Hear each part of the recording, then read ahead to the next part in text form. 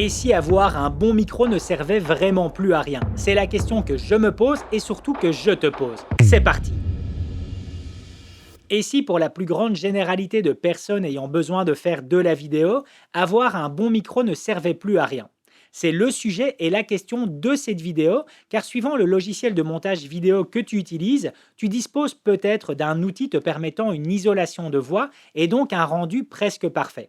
Ce sont des outils que nous retrouvons à présent dans des logiciels comme DaVinci Resolve ou Final Cut Pro 10. Pour info, le produit que je vais te montrer en arrière-fond me sert juste à illustrer mes propos. La vidéo est sponsorisée par la marque, mais ils ne sont pas au courant du sujet de celle-ci et je suis pas persuadé qu'ils auraient kiffé si je leur avais annoncé à l'avance. En fait, c'est une véritable question que je me pose et dont j'ai envie de discuter avec toi dans les commentaires.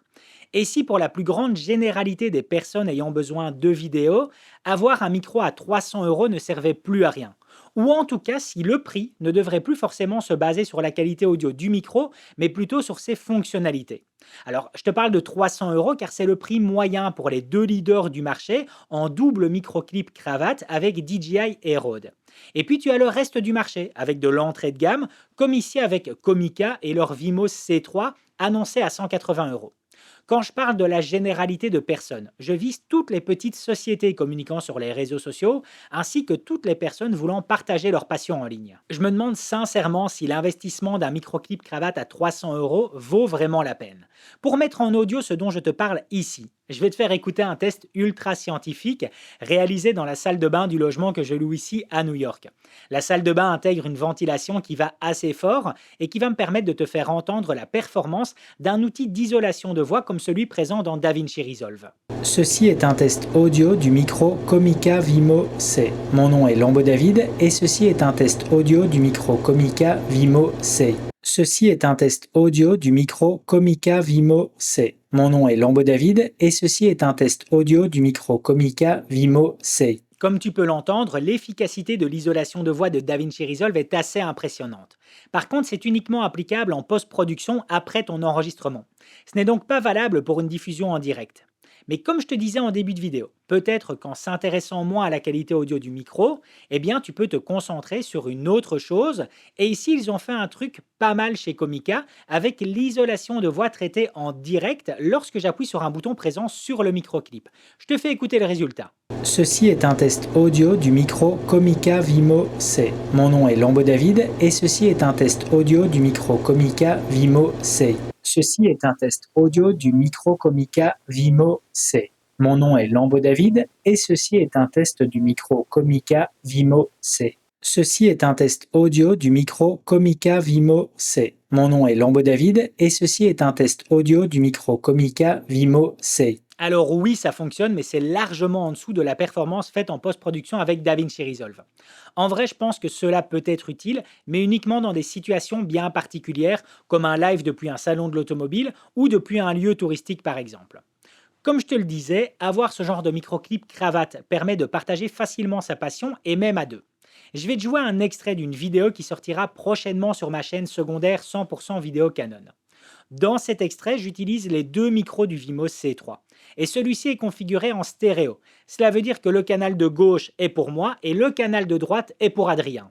Donc à savoir un double slot SD, le dual recording, le pré-recording, donc avant qu'on appuie sur le rec, on a à peu près 1 seconde et demie, 2 secondes. C'est ça, ouais. Suivant le débit qu'on choisit, ça peut même aller jusqu'à 3 secondes. C'est ça.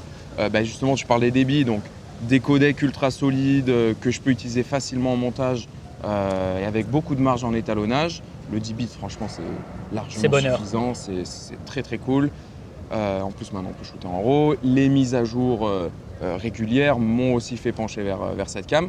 Donc, à savoir un double slot SD, le dual recording, le pré-recording, donc avant qu'on appuie sur le rec, on a à peu près 1 seconde et demie, 2 secondes. C'est ça, ouais. Suivant le débit qu'on choisit, ça peut même aller jusqu'à 3 secondes. C'est ça. Justement, tu parles des débits, donc des codecs ultra solides que je peux utiliser facilement en montage et avec beaucoup de marge en étalonnage. Le 10 bits, franchement, c'est largement suffisant, c'est très très cool. En plus, maintenant, on peut shooter en RAW. Les mises à jour régulières m'ont aussi fait pencher vers cette cam. De nouveau, comme tu peux l'entendre, dès que j'utilise l'outil d'isolation de voix depuis DaVinci Resolve, le résultat est juste bluffant. Pour une personne voulant partager un sujet sur sa société ou discuter de sa passion avec une autre personne, c'est juste parfait et je vois pas vraiment l'utilité d'avoir plus en fait. Juste pour que tu puisses mieux te rendre compte, je vais te jouer 3 extraits faits ici même, sans outil d'isolation de voix et faits avec un micro canon qu'on pourra appeler haut de gamme, qui est le Sennheiser MKE 600. Le Comica Vimo C3 et le Rode Wireless Go, qui sont eux tous deux des microclips cravates. Il s'agit ici d'un test micro. Mon nom est David et tu regardes la chaîne de Monsieur Caméra. Il s'agit ici d'un test micro. Mon nom est David et tu regardes la chaîne Monsieur Caméra. Il s'agit d'un test micro. Mon nom est David et tu regardes la chaîne de Monsieur Caméra. Il s'agit ici d'un test micro. Mon nom est David et tu regardes la chaîne de Monsieur Caméra. Il s'agit ici d'un test micro. Mon nom est David et tu regardes la chaîne Monsieur Caméra. Il s'agit d'un test micro. Mon nom est David et tu regardes la chaîne de Monsieur Caméra. Il s'agit ici d'un test micro. Mon nom est David et tu regardes la chaîne de Monsieur Caméra. Il s'agit ici d'un test micro. Mon nom est David et tu regardes la chaîne de Monsieur Caméra. Il s'agit ici d'un test micro. Mon nom est David et tu regardes ici la chaîne de Monsieur Caméra. Tu auras pu entendre la grosse différence de qualité depuis le MKE 600 qui lui est un micro canon et pour au final avoir quelque chose de similaire entre le Wireless Go et le Comica Vimo.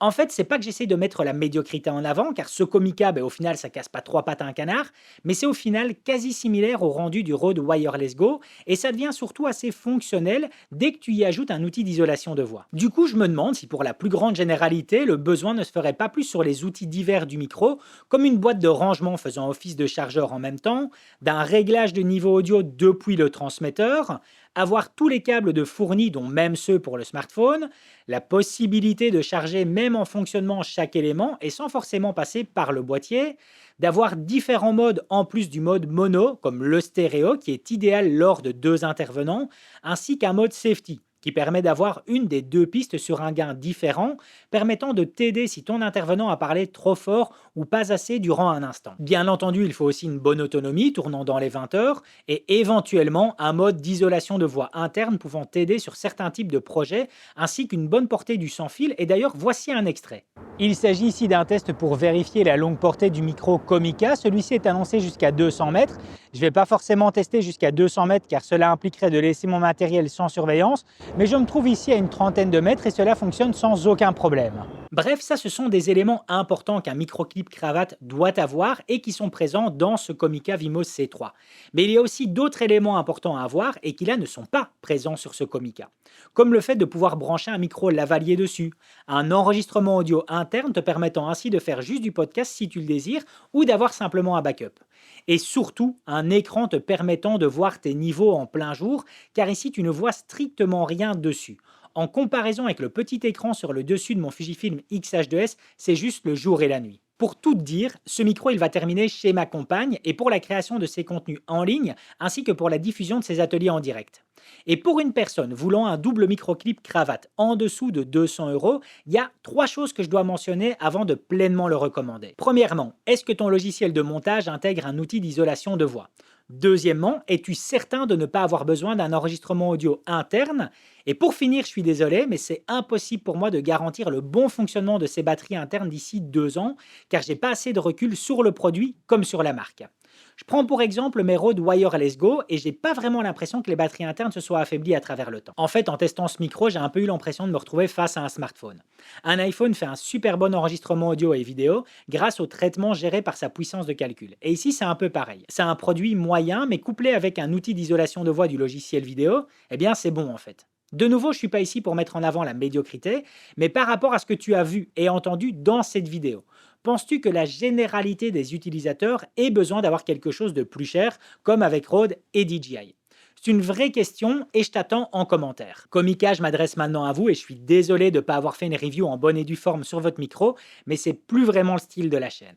Bien entendu, si tu désires en savoir plus sur l'univers de la vidéo, n'hésite pas à parcourir le reste de ma chaîne car il y aura certainement une autre vidéo qui répondra à l'une de tes questions. Je te dis à tout de suite dans une autre vidéo.